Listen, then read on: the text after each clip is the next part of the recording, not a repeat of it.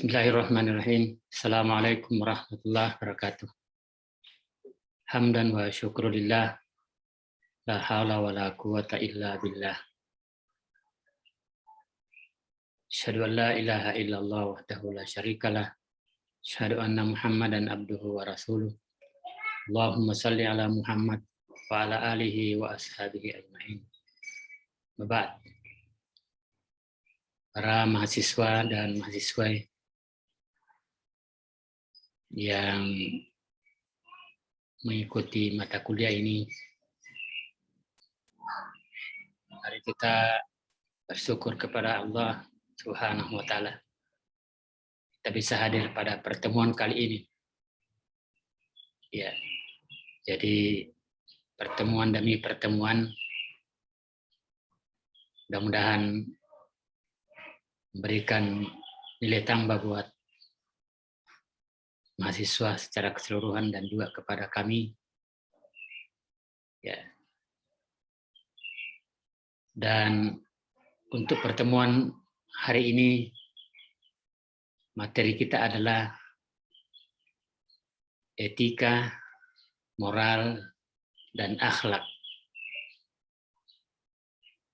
Ya, satu materi yang sangat bagus sekali. Dan mudah-mudahan materi ini bisa kita cermati dengan seksama, dengan baik, sehingga ya akan memberikan sebuah tuntunan dalam kehidupan kita, terutama para generasi muda, para mahasiswa, sebagai calon cendekiawan Muslim. Jadi, kalau berbicara tentang etika, saya kira ini umum, orang sudah tahu, para mahasiswa juga sudah mengerti. Namun, kita perlu memberikan penjelasan bahwa etika itu adalah sebuah tatanan perilaku. Ya, tatanan perilaku dari sebuah sistem nilai yang berlaku pada suatu masyarakat tertentu. Yang tentu karena ia merupakan sebuah tatanan perilaku dari sebuah sistem nilai, maka ini akan menentukan baik buruknya nilai atau perilaku kita. Artinya, ya, ketika orang mau melihat atau ingin mengetahui apa orang ini punya etika yang baik, ya tentu dia akan melihat bagaimana perlakuan kita terhadap tatanan nilai ini, ya, yang berlaku pada sebuah masyarakat. Ya. Sedangkan moral itu sebenarnya ini agak mirip dengan etika. Etika ini lebih bersifat teoritis, sedangkan kalau moral itu sangat bersifat praktis, sangat praktis. Ya, sikap mental seseorang, moral itu sikap mental seseorang, ya, yang mendorong dia untuk melakukan sesuatu. Ya, kalau bahasa kerennya ini orang biasa menyebutnya dengan integritas sikap moral. Ya, sikap moral yang dimiliki oleh seseorang, yang tentu juga bersumber dari sebuah tatanan nilai, bersumber dari sebuah sistem nilai yang menjadi sebuah kesepakatan dari masyarakat itu. Moral. Ya. Seperti kalau bangsa Indonesia ini moral Pancasila. Ya. Ini tidak ada lagi sekarang pendidikan moral Pancasila. Kalau di era Orde Baru dulu itu ada namanya pendidikan moral Pancasila. Artinya, ya sikap mental yang dibangun dari sebuah bangsa itu berdasarkan dasar negaranya. Kalau kita dulu Pancasila dasar negara kita. Jadi moral Pancasila. Jadi sebuah sikap mental yang dibangun berdasarkan nilai-nilai yang terkandung dalam dasar negara itu. Ya. Kemudian selanjutnya berbicara tentang akhlak. Ya, akhlak ini sesungguhnya juga adalah sebuah cerminan jiwa. Ya. Jadi sebuah perilaku yang didorong oleh sikap mental seseorang, tetapi perbedaannya antara etika, moral, dan akhlak ini, kalau akhlak ini bersifat universal, dan sumbernya juga, kalau akhlak ini bersumber dari Al-Quran dan Sunnah Rasul. Ya, sedangkan kalau etika dan moral itu biasanya bersumber dari tatanan nilai yang berlaku pada sebuah masyarakat, hasil kesepakatan masyarakat. Ya, seperti yang saya contohkan tadi itu moral Pancasila. Pancasila itu adalah sebuah kesepakatan bangsa Indonesia menetapkan menjadi sebuah tatanan nilai atau dasar negara. Nah, sementara kalau akhlak itu sumbernya adalah dari Al-Quran dan Sunnah Nabi yang bersifat universal, jadi bukan hanya berlaku pada sebuah kelompok masyarakat, tetapi berlaku secara keseluruhan, ya, terutama di seluruh penganut Islam ini, umat Islam. Ya, mana contohnya akhlak itu? Misalnya berlaku jujur. Ya, kita diperintahkan memang dalam Al-Quran berlaku jujur, adil, ya, sopan. Itu akhlak. Nah, kalau berbicara tentang akhlak yang memang bersifat umum ini, maka itu dibagi beberapa bagian, ya, tentang sikap kita dalam berakhlak itu. Misalnya akhlak kita kepada Allah, akhlak kepada Rasulnya, akhlak kepada sesama manusia. Ini pun akhlak kepada sesama manusia, ini juga terbagi-bagi. Akhlak kepada Allah itu yaitu perlakuan seorang hamba dalam beramal, dalam beribadah, ya, bahwa dia melakukan sesuatu itu didorong, harapannya itu didorong untuk mendapatkan penilaian dari Allah. Ya, jadi dia beramal dengan ikhlas, misalnya dengan ikhlas. Ikhlas, sikap ikhlas itu adalah akhlak yang mulia terhadap Allah, akhlak yang baik terhadap Allah. Ya, jadi sikap jujur, sikap adil, ya, pemurah hati.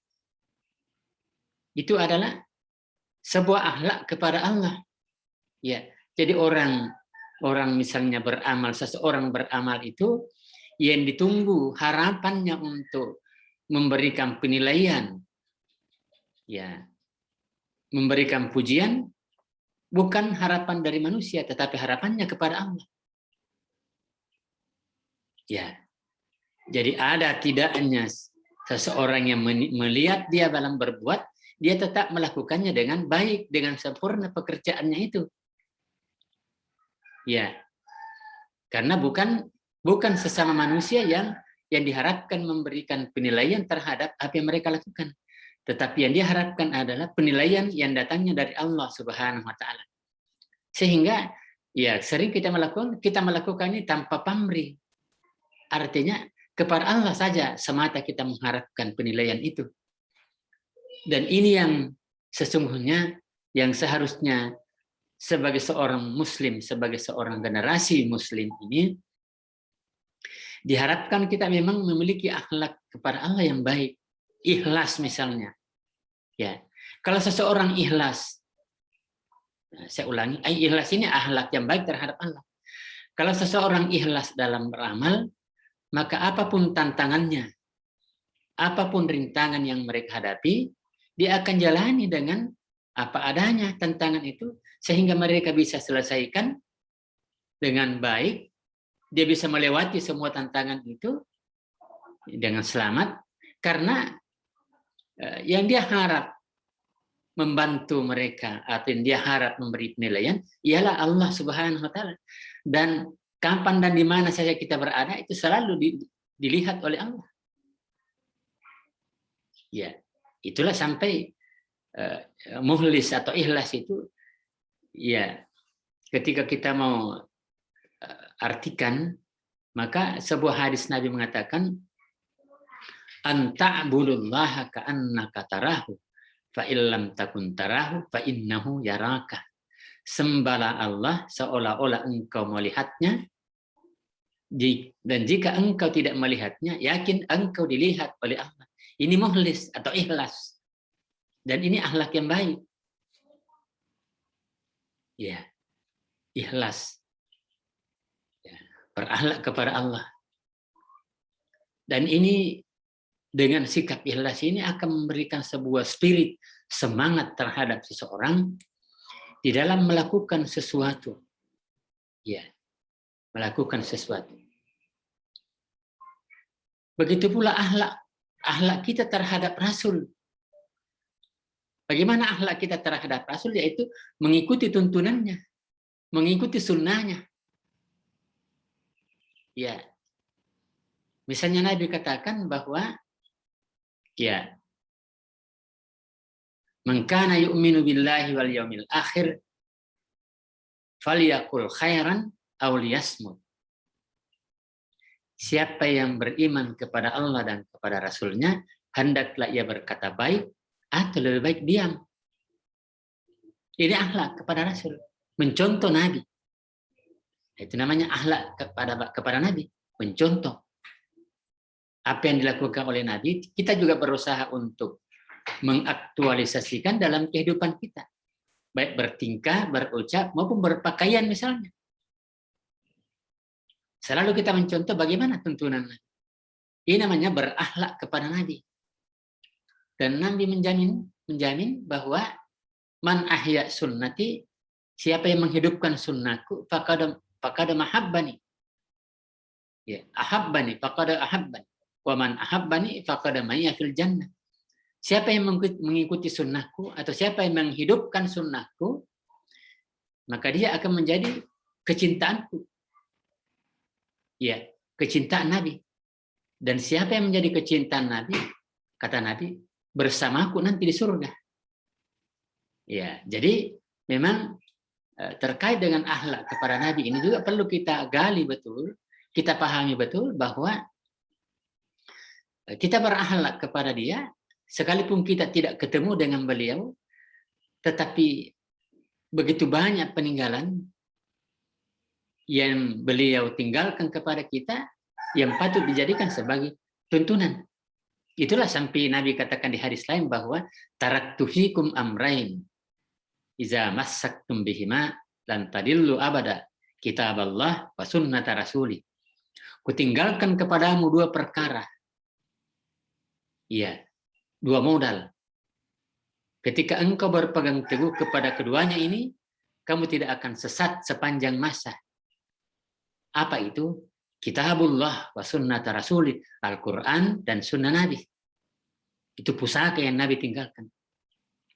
Artinya bahwa perilaku-perilaku Nabi yang telah dia tampilkan dan dia dihimpun dalam sebuah kitab hadis, maka itu cukup menjadi sebuah tatanan kita dalam berperilaku, dan termasuk adalah akhlak yang baik kepada Rasul.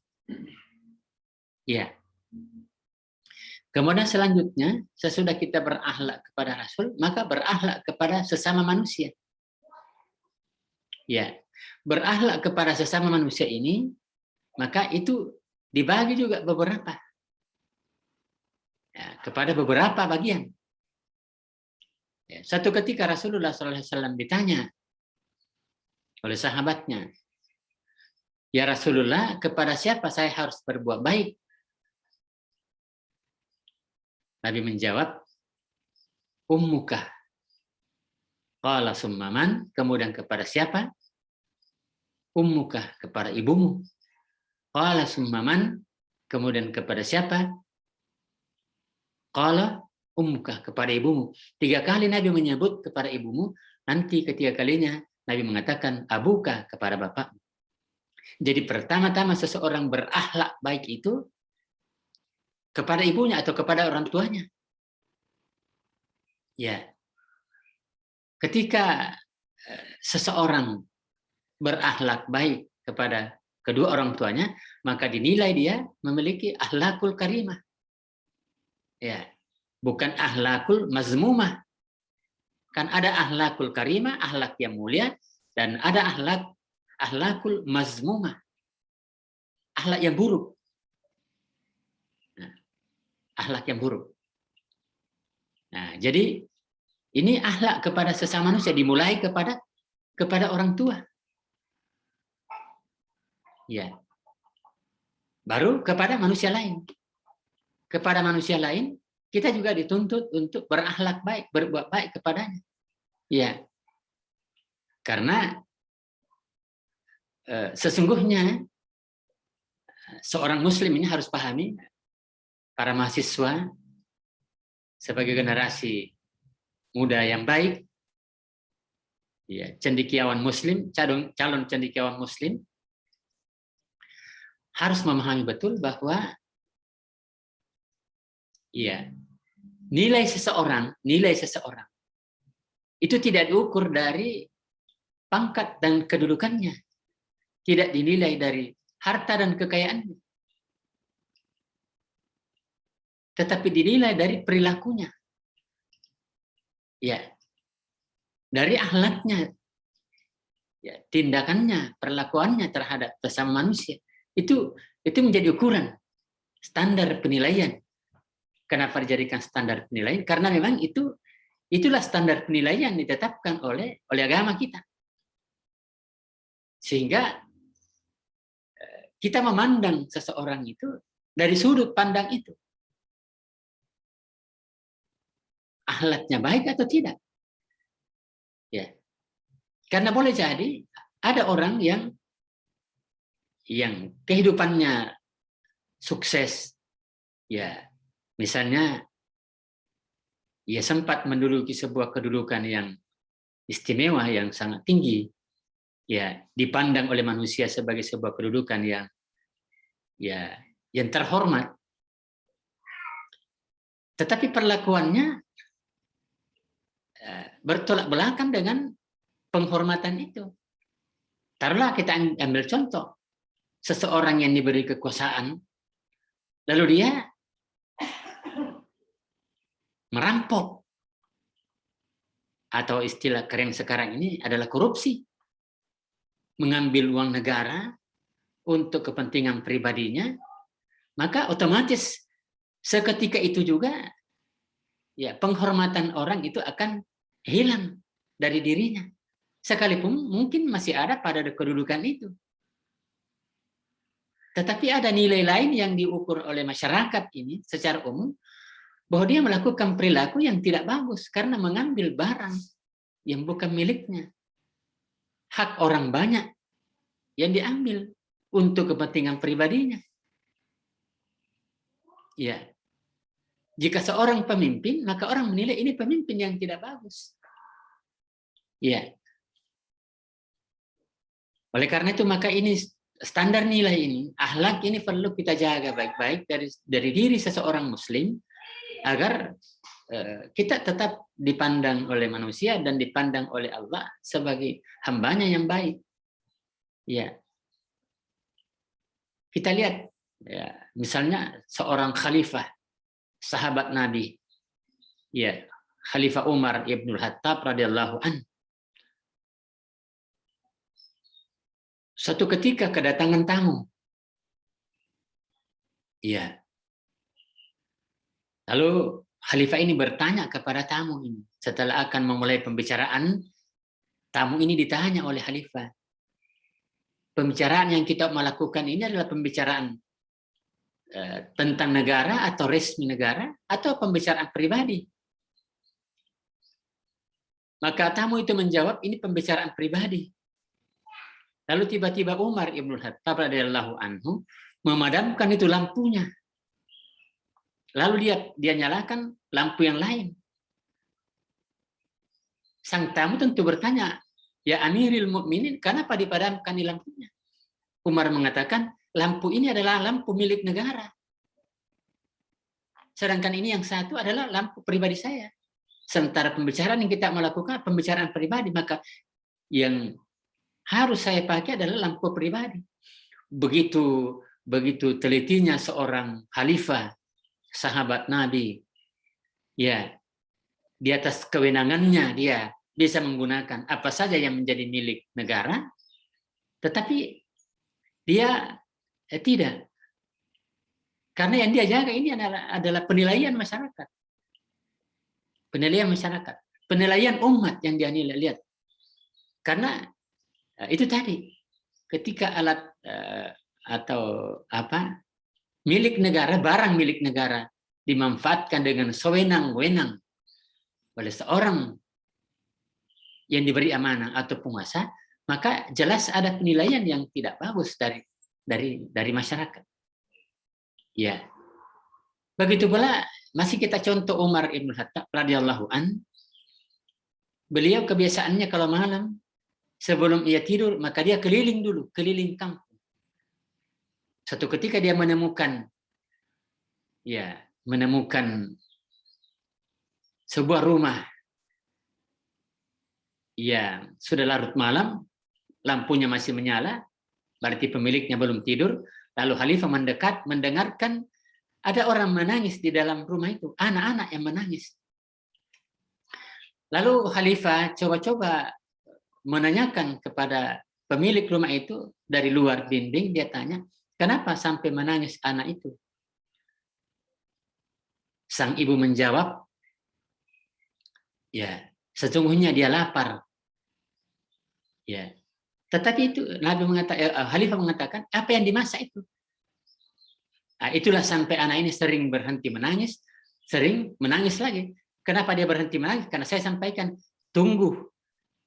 Masakan itu sudah hampir matang, sudah hampir masak. Ya, sebentar lagi akan kita makan. Tapi lama-lama menangis lagi karena masakan itu tak kunjung dinikmati. Lalu sang ibu tuh sampaikan kepada khalifah, sesungguhnya yang saya masak itu adalah batu. Sekedar menenangkan anak. Karena tidak ada yang bisa dimasak. Dan ini adalah kesalahan khalifah. Pemilik rumah itu tidak tahu kalau yang ditemani bicara adalah seorang khalifah. Maka segera Khalifah Umar Ibn Khattab radhiyallahu anhu pulang ke rumah, pulang ke Baitul Mal untuk mengambil gandum. Sekarung gandum dia bawakan ke rumah sang ibu ini. Artinya kelihatan bahwa Umar Ibn Khattab radhiyallahu anhu sebagai seorang pemimpin punya perilaku yang baik, akhlak yang baik terhadap rakyatnya. Ya, dia sendiri yang pikul barang itu. Kalau pikir di pemimpin era sekarang ini, mana kita bisa dapati ada seorang seperti itu? Sudah tidak lagi. Justru yang ada sekarang ini, ya milik orang banyak, kadang-kadang mereka rampas, mereka korupsi. Ya, itu kan sebuah akhlak yang tidak bagus, akhlak yang buruk namanya. Akhlakul mazmumah, bukan akhlakul karimah. Yang kita harus miliki adalah akhlakul karimah. Itulah sampai Nabi ya mengatakan dalam hadisnya, innama bu'istu liutammima makarimal akhlak. Sesungguhnya aku diutus untuk menyempurnakan akhlak. Jadi para mahasiswa yang saya muliakan, 3 ini kita jaga, etika, moral, dan akhlak adalah harus kita pelihara. Ya, dan ini hanya istilah yang sesungguhnya berbeda. Semua adalah memberi penilaian, baik itu etika, moral, dan akhlak, akan memberi penilaian ya terhadap seseorang, baik atau buruk. Itu dilihat dari situ, dari etikanya, dari moralnya, dan dari akhlaknya. Etikanya itu ya sekelompok masyarakat yang punya sistem nilai ya seperti itu, lalu mereka tidak memperlakukannya, maka dinilai buruk. Begitu pula dengan moral ini. Nah, ketika ini terjaga dengan baik, dipelihara dengan baik sebagai seorang generasi muda, cendekiawan Muslim, maka inilah namanya manusia paripurna. Manusia paripurna. Ketika ia memiliki etika yang bagus, ya, moral yang bagus dan akhlak yang mulia, maka manusia paripurna, manusia yang sempurna. Sekalipun memang tentu ini harus kita berusaha, ya, menambah dan menjaga agar kita memiliki. Karena ini juga tentu ada gangguan dan ada godaan yang bersifat eksternal yang lebih banyak, ada gangguan-gangguan dari luar, apa itu terkait dengan kepentingan kadang-kadang, sehingga mempengaruhi etika kita, mempengaruhi moral kita, mempengaruhi akhlak kita. Ada pengaruh eksternal, pengaruh dari luar, ya, yang kadang-kadang mendesak kita, sehingga kita berbuat sesuatu itu, ya. Oleh karena itu maka kita harus memang berusaha agar kita ini secara perlahan, ya, tapi pasti, perlahan tapi pasti, bahwa kita punya niat yang bulat untuk menjadikan diri kita sebagai orang yang punya etika bagus, moral yang bagus, dan akhlak yang mulia, agar kita ya bisa betul-betul menjadi generasi harapan bangsa.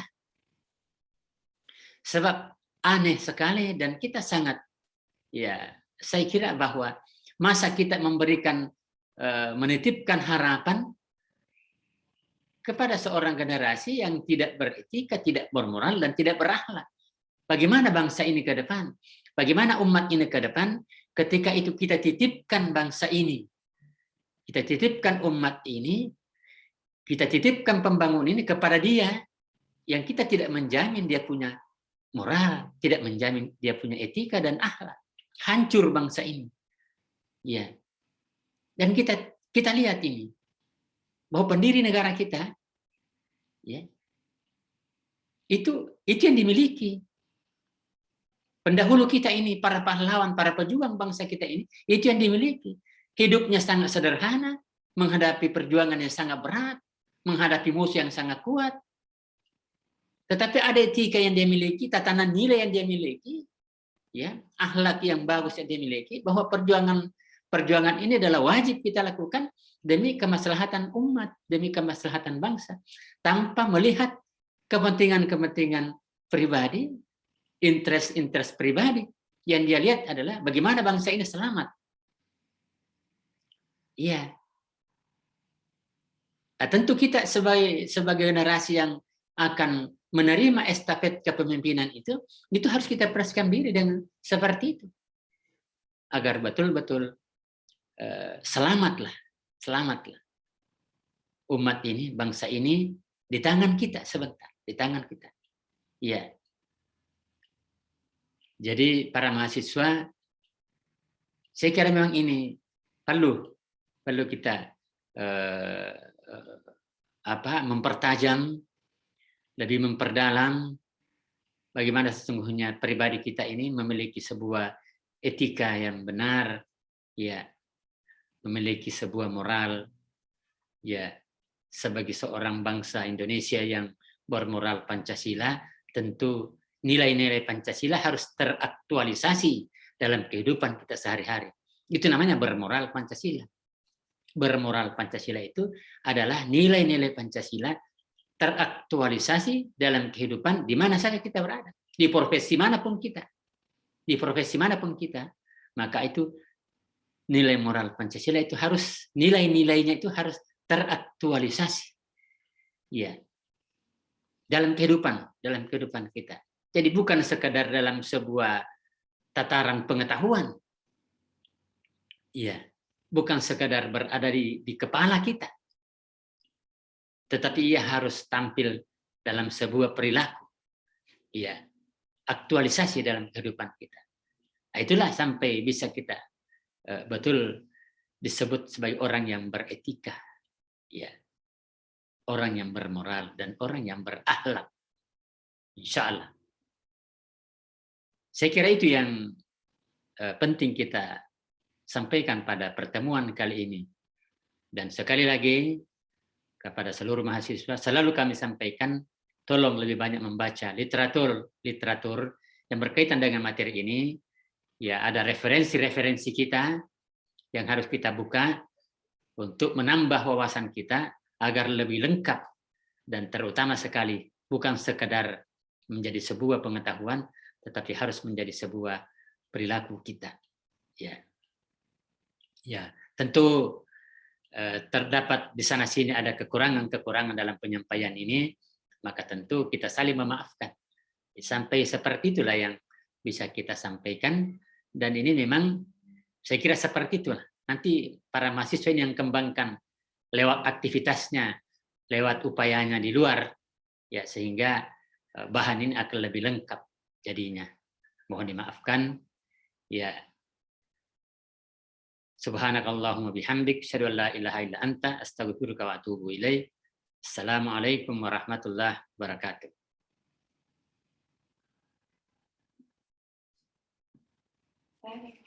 Udah.